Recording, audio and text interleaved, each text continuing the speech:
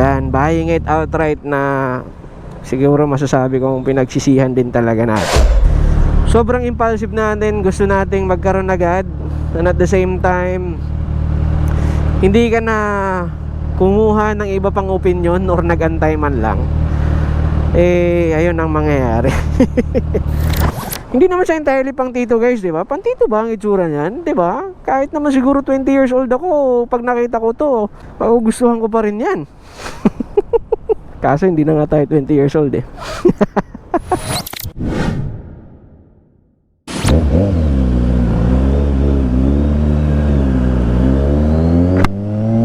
Yeah! What is up, girls and boys? Long time no see guys. Oh my god, it has been 10 days na hindi tayo lumabas. At natenga itong ating motor. Sa kasamaang palad, wala tayong panggas. Woo! Ngayon meron tayong panggas ng onte. Onti lang.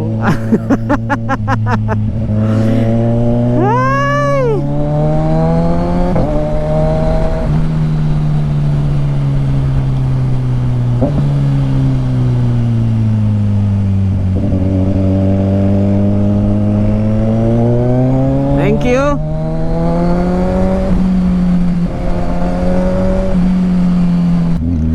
Namiss ko kayo guys. Namiss ko rin tong pagbumotor. It has been a hard 10 days na hindi natin nagamit ito. Kasi alam mo yung nagko-contemplate ka na, is it the right time to use the bike? Well, kidding aside guys, medyo na busy tayo. Dami tayong mga kaganapan. Apart from that, may mga nilakad tayo. Ang aking airmats pala ay nandito sa Manila as of this moment, as of this time that we're filming. So nice, shout out. So nung Sunday ay pinuntahan natin si Airmats. Siya ngayon ay nasa Batangas for a very important meeting. Meron siyang meeting dyan sa Batangas. Shoutout na, shoutout sa inyong lahat na nandyan. Probably ma-upload dito nakauwi na ang aking Airmats. So isa pa pala yan, hindi pa niya nakikita tong bike na to. Baka pag nakita niya kaldugan niya ako na ito. Pag nakita niya sa Bisaya kakaan ba? Kutungan. Although kaming dalawa ng aking kapatid lumaki na may motor. Sa aming dalawa ng kapatid ko, ako yung mas gumagamit ng motor namin.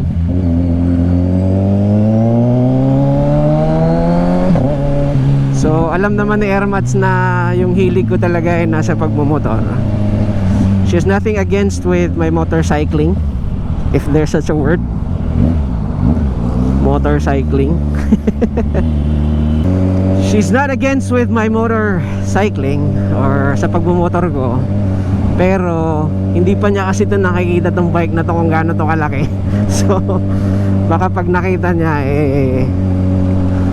sabihin niya kung ano-ano pinaggagawa ko sa buhay ko. Anyway mga katodo, welcome back. And ngayon ay iikot lang tayo saglit sa ating regular programming. May kukunin lang tayong mga dokumento. At mas pinili na nating mag big bike para mailabas na rin tong bike na to. Kasi yun nga, 10 days na, nakaka-worry na hindi natin to pinaandar after that ride that we had nung Sunday, nung kumuha tayo ng donut. Yun yung pinakahuli niyang ride. So medyo matagal-tagal na. And alam naman natin na mabilis mag-drain ng battery na itong mga gantong klaseng motor, kasi yung electronics niya, kasi maraming masyadong electronics. Pero ako naman, ang ugali ko pag nasa bahay, hindi ko naman tinatanggal yung baterya entirely kapag alam kong itatambak ko siya. Ang ginagawa ko, tinatanggal ko yung immobilizer kasi nasa bahay lang naman, alam mo namang secure ka sa bahay. So tinatanggal ko yung immobilizer.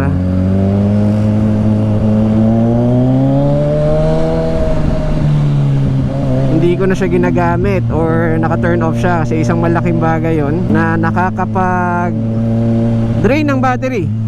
So yung immobilizer at yung Bluetooth guys, kaya ako I chose not to turn on the Bluetooth kasi hindi ko rin naman masyadong ginagamit yung applications ng motor na to. So pero again, nakakatakot pa rin kasi nga baka mag-drain, alam mo yon. Magkano ang baterya ng mga gantong klaseng motor?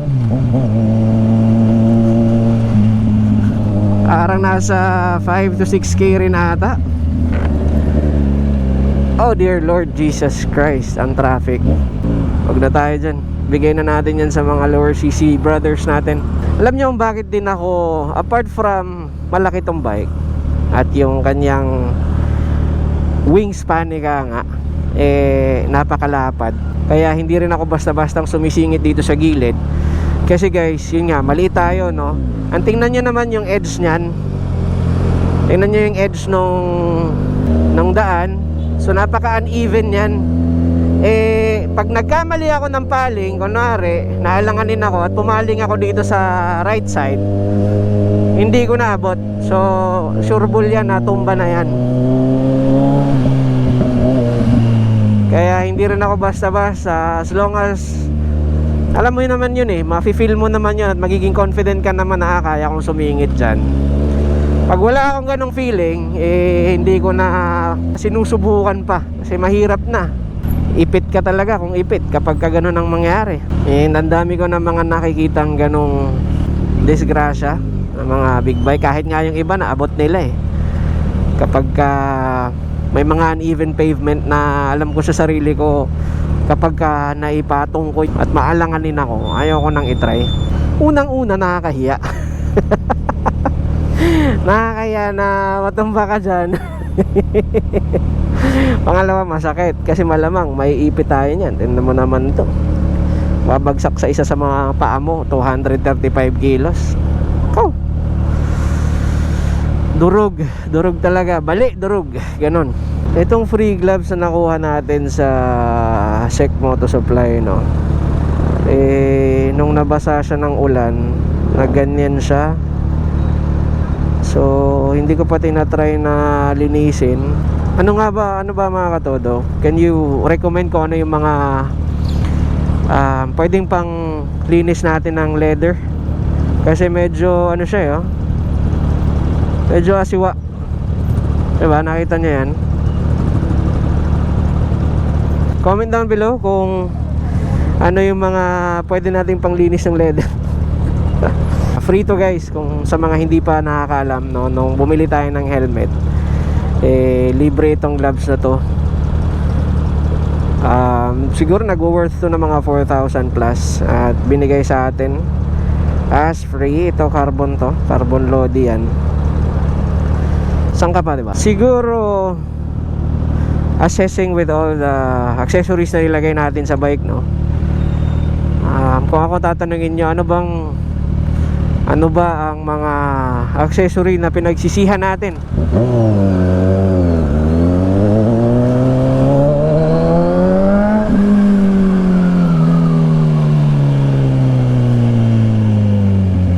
Actually, hindi na lahat pinagsisihan, pero may mga bagay akong nilagay dito na masasabi kong sana hindi ko na lang ginawa.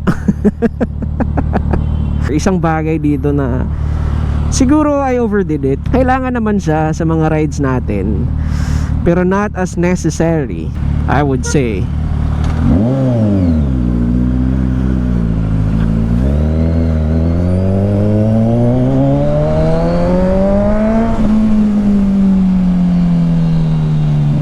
Not as very important, I would say, na magagamit mo siya a daily use.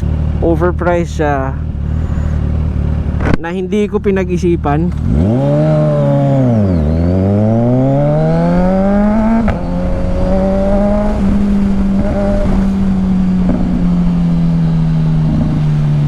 siya pinag-isipan. Basta nung nakita ko, feeling ko kailangan ko, di binili ko. Ngayon, hindi naman siya masyadong gamit na gamit at gumastos tayo more than 5,000 pesos, which is really unreasonable for me, for a specific accessory that I know hindi ko naman magagamit on a daily basis. Ano nga ba yun? Ito etong bagay na to, sising-sisi ako dyan. Gawa ng bihirang-bihira nating magamit, only kung hindi natin kabisado yung lugar, no? And gumastos tayo ng mga almost 7,000 dyan, kasi kasama yung damper, kasama yung magkakaiba kasi to, yung stem, iba yan. Itong mismong pinakalock nya, kasama siya sa stem, fork stem. Damper different, and then mahal din yung lagayan sa phone, yung casing na panglagay dyan. So that alone, mga roughly around 6,000 to 7,000 pesos siya. Now, nagbabrowse naman na tayo, no?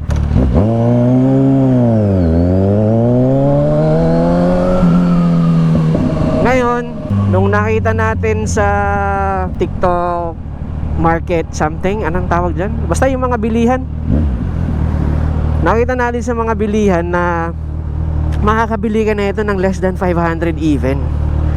So, alam mo yun, masyadong impulsive. Yun ang siguro learning natin dyan, na sobrang impulsive natin, gusto nating magkaroon agad, and at the same time, hindi ka na kumuha ng iba pang opinion or nag-antay man lang. Ayun ang mangyayari. Isa yan talaga na hindi naman siya as needed as, you know, yung slider or yung ating tank bag, diba? Na importante, it's not as important as those accessories, and in fact mas mahal pa siya compared to the other accessories na nilagay natin. The learning is kagaya nung ginawa natin dito sa bike na to, umabot tayo ng ilang taon, research and all that, bago tayo bumili. Kasi diba, ang dami nating nakuhang benefit on this bike other than other choices that we had. I could have researched for more. I could have ask for opinions, no, doon sa mga tropa natin na meron na, than buying it outright, na siguro masasabi kong pinagsisihan din talaga natin. Alright, so tapos na tayo guys, and let's head home. Tingnan nyo naman yung ating bike, diba? Napakaganda. 9 months of ownership and I still fall in love with this beast. Iba kasi talaga yung dating niya eh. Hindi naman siya entirely pang tito guys, di ba? Pang tito ba ang itsura niyan, di ba? Kahit naman siguro 20 years old ako, pag nakita ko to, magugustuhan ko pa rin yan. Kaso hindi na nga tayo 20 years old eh. Anyway, yun, ang mga pinagsisihan. Ang tail tidy, alam ko walang masyadong gamit yung tail tidy na yan, pero hindi naman natin pinagsisihan kasi gumanda-ganda naman ang itsura ng ating bike, no? Mas lalong na-expose ang ganda ng gulong, no? So hindi natin pinagsisihan. Ito talaga ang mahal.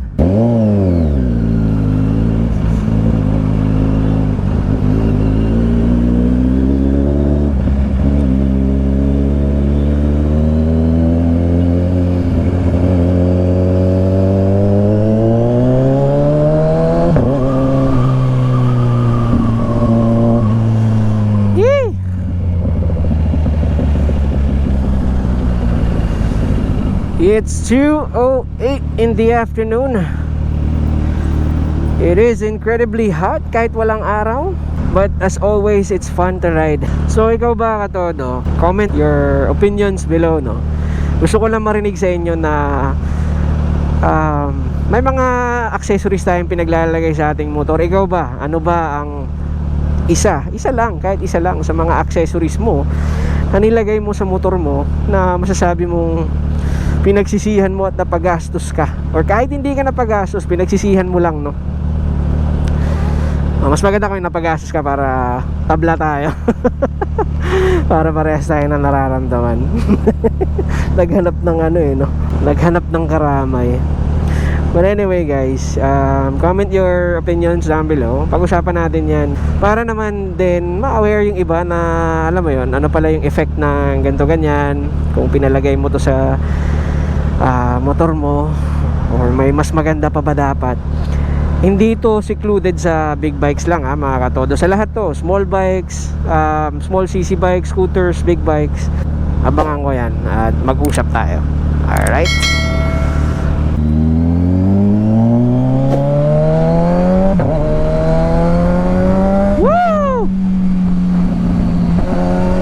Maraming salamat sa pagsama sa atin today mga katodo. Kita-kits sa susunod na video guys. At lagi niyong tandaan na sa lahat ng mga pangarap natin, maliit man yan o malaki, sipagan mo, ilusin mo at itodo mo. Peace out guys.